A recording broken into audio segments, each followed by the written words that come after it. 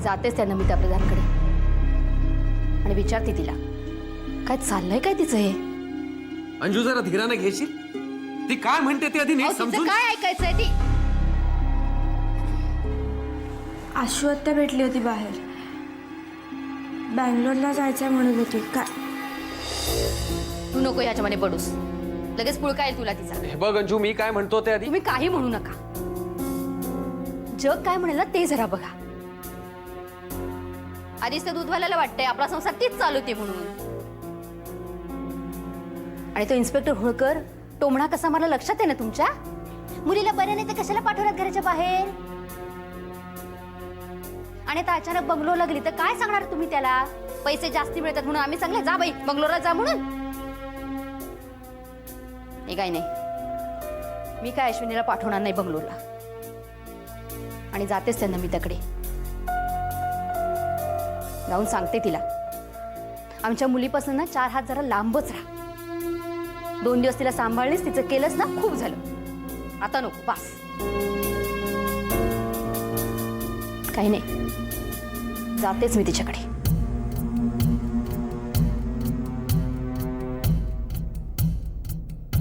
बाबा हे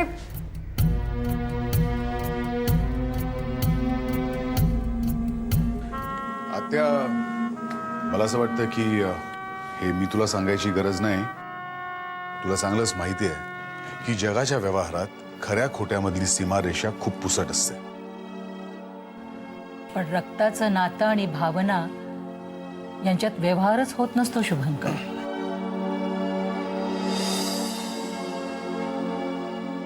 रमा, 1 मिनिट ऐक।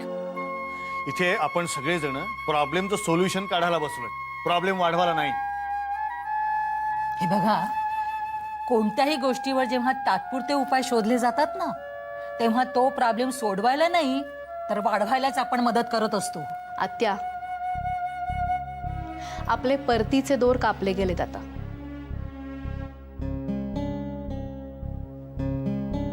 कुणाला पटो वा न पटो, पण वस्तुस्थिती स्वीकारण्या वाचून दुसरा पर्याय नाहीये आपल्याकडे।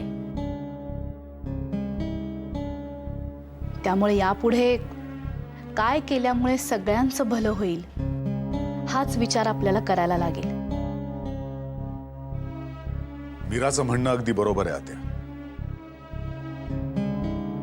आणि मला ही एक गोष्ट सगळ्यांना सांगायची आहे।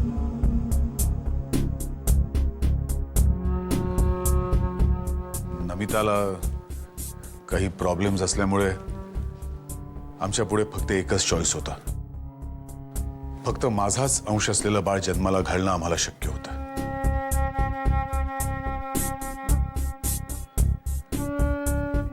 पण एक नक्की, येणाऱ्या बाळात फक्त माझाच अंश असला ना तरीही ते बाळ सर्वार्थाने नमिताचं आहे।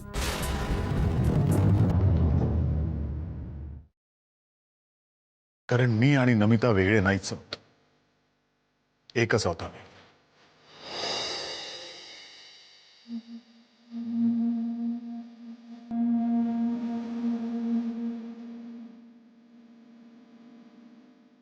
आणि म्हणूनच एक गोष्ट मला स्पष्ट करायची की येणाऱ्या बाळाची आई फक्त नमिताच असेल, याबद्दल कुणाच्याही मनात संदेह असू नये।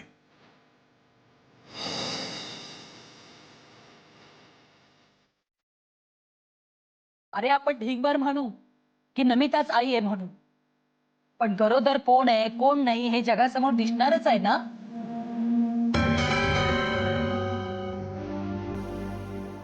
तुम्ही त्या मुलीला भले लपवली, पण नमिता कधी प्रेग्नंट झाली, तिचे 9 महिने केव्हा भरले, ती बाळंत केव्हा झाली, हे तर जगाला दिसणारच आहे ना।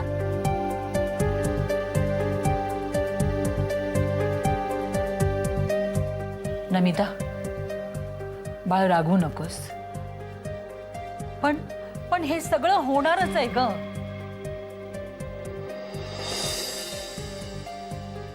आपण जरी डोळे मिटले ना तरी जगाचे डोळे उघडेच राहणार आहेत, आणि अशा वेळी ना ह्या डोळ्यांच्या दुर्बिणी होतात, दुर्बिणी.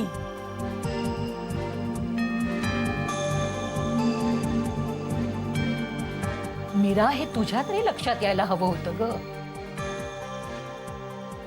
आत्या, त्यावेळेस आम्हाला दुसरं काही सुचतच नव्हतं. फक्त हा प्रयोग कसा यशस्वी होईल यावरच आमच्या सगळ्यांचं लक्ष केंद्रित झालं होतं.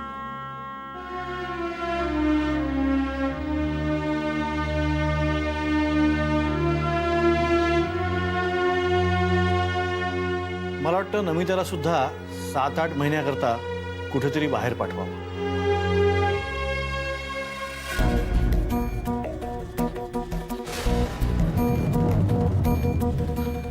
काका, काय बोलताय तुम्ही? 7-8 महिने? दादा, काकांचं म्हणणं बरोबर आहे. दुसरा पर्याय नाहीये आपल्याकडे. नमिताच बाळाची आई आहे हे सगळ्यांना पटावं, हा उद्देश आहे ना आपला. त्यामुळे हा एकच पर्याय आहे.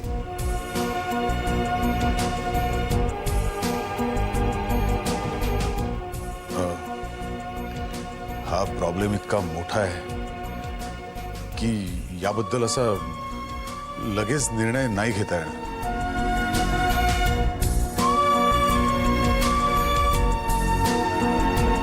मला थोडासा वेळ हवाय विचार करायला. रादर मला असं वाटतंय की आपण सगळ्यांनीच पुन्हा एकदा याचा विचार करूया.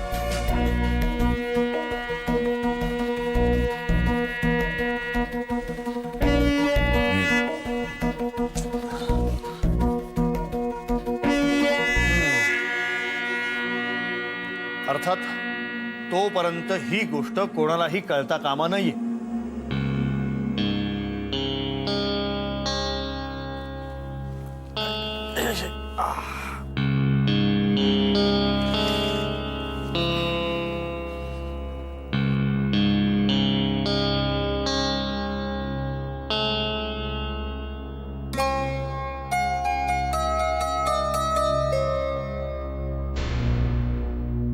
असं बोलताय जणू काही मी शत्रूच आहे तुम्हा सगळ्यांची. मी आज जे बोलते ना ते सगळं खुपतंय तुम्हाला, पण आज या 4 भिंतीतल्या गोष्टी उद्या बाहेर पडल्याने लोक बाहेर बोलायला लागली म्हणजे मग झेपणार आहे का आपल्याला? म्हणूनच म्हणते वेळीच विचार करायला हवा. वंस, तुमच्या बोलण्यात तथ्य आहे म्हणूनच आपण सगळे एकत्र जमलो होतो ना वंस. वंस, तुमच्या बोलण्याचा मान ठेवतो आम्ही. चोरोटीबद्दलही तुम्ही काही गोष्टी सुचवल्या होत्या, त्या सगळ्या लक्षात घेता मला एक मध्यम मार्ग सापडला. आपण नमिताची चोरोटी भरायची आहे.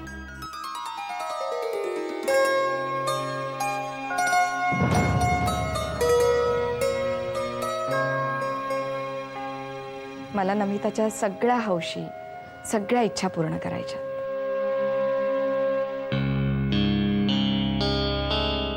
नमिताची ओटी भरण्याचा मान तुमचा आहे.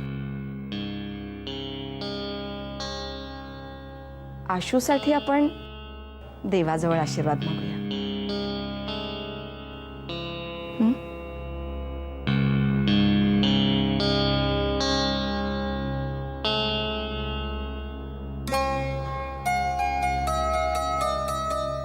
चालेल ना? चालेल.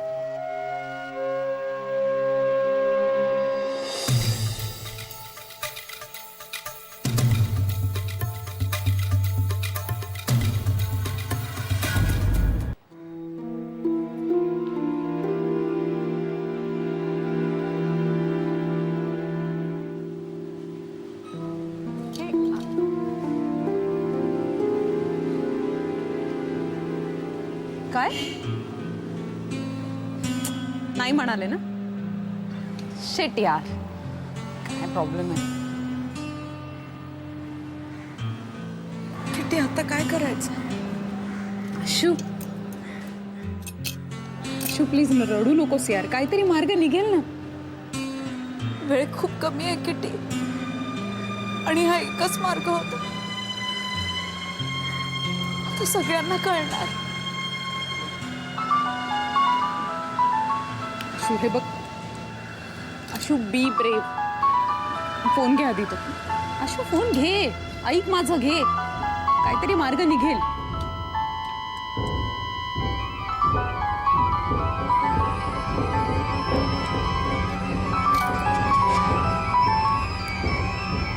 हॅलो, तुझ्याकडनं मला ही अपेक्षा नव्हती अशू.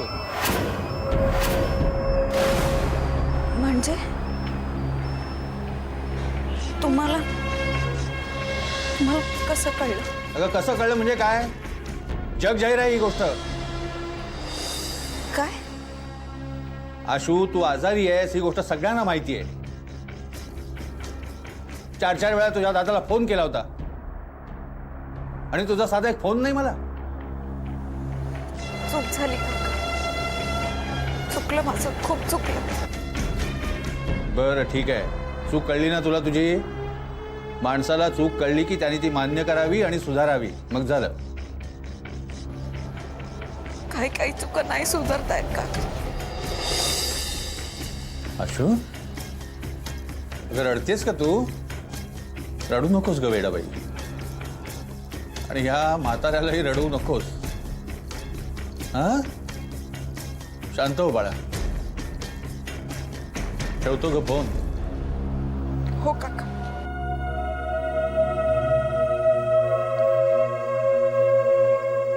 वाईट दातार, ही माया फार वाईट. अशू रडू नकोस ना.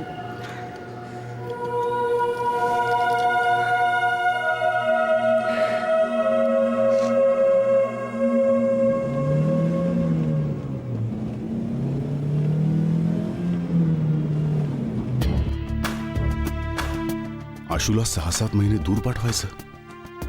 नमिता तर तिच्यापासून 1 मिनिटही दूर राहू शकत नाही. काळजीने वेडीच होईल ती. आणि एकट्या आशूला दूर पाठवून काय उपयोग होणार आहे? नमिता जर इथेच असेल तर ती प्रेग्नंट नाहीये हे सगळ्यांना कळणारच. मग बाळ तिचं म्हणून कसं ऍक्सेप्ट करतील लोक? म्हणजे मीताला सुद्धा 6-7 महिने दूर पाठवायचं? नाही, सहन नाही होणार ते मला. शिवाय तिचे मूड सतत चेंज होत असतात.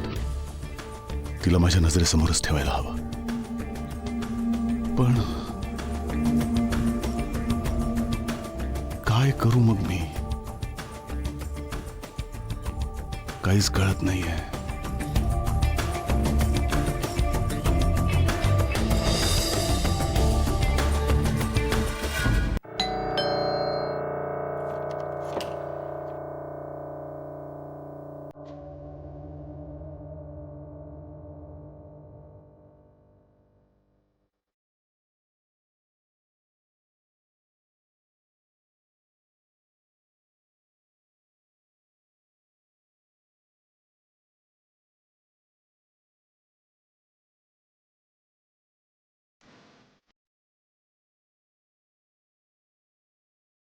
दादा बहिणी पण नाही म्हणाले नोकरीसाठी.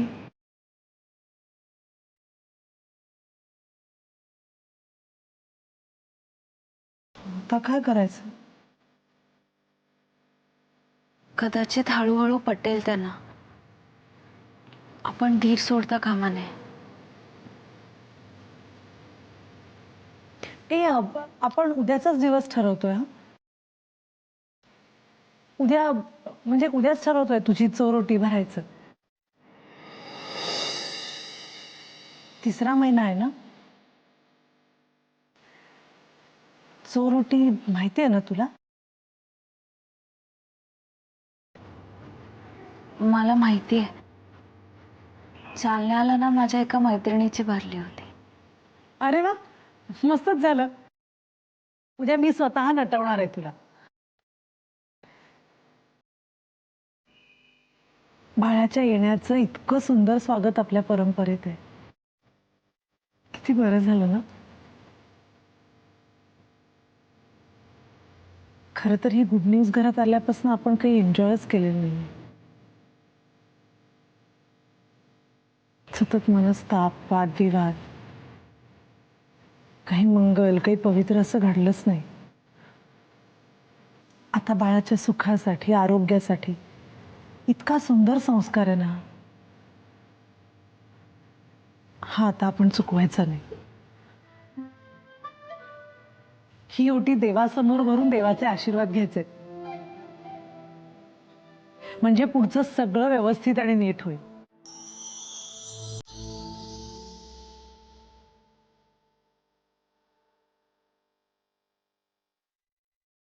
आशू, तुझ्यासाठी आणखीन एक गुड न्यूज आहे. काय? माननी मला सांगितलंय की या छोट्याशा कार्यक्रमासाठी तुला हवं असेल तर तू किटीला बोलवलंस तरी चालेल. खरंच? हो. Thank you. I am okay with it. तुला बोलवायचं असेल तर तू बोलव. आणि आता आराम करतो.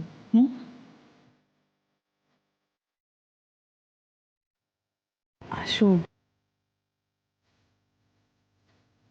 सगळं काही होईल व्यवस्थित.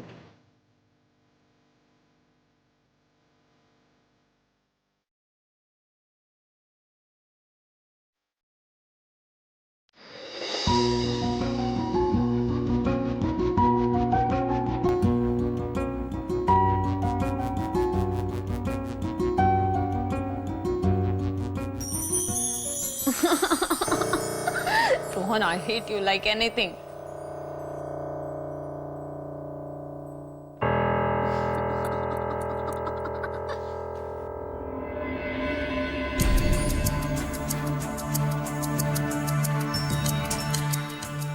मिस किटी,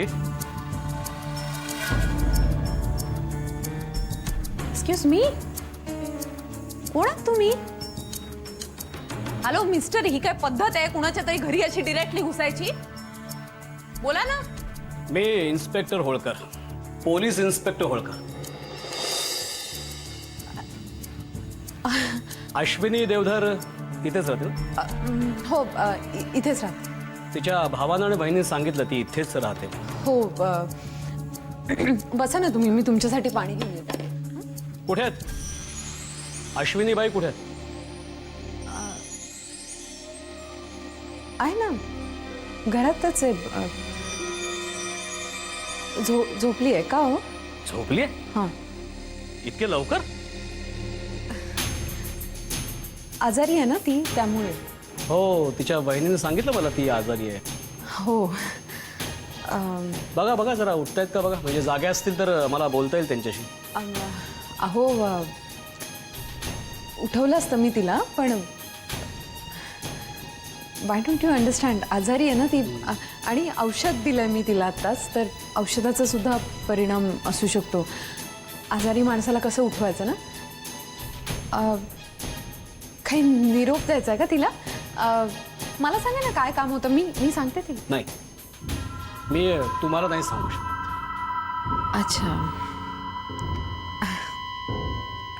फोन करायला पाहिजे होता तुम्ही. तुमचा उगाचच हेलपाटा झाला, त्रास झाला ना तुम्हाला.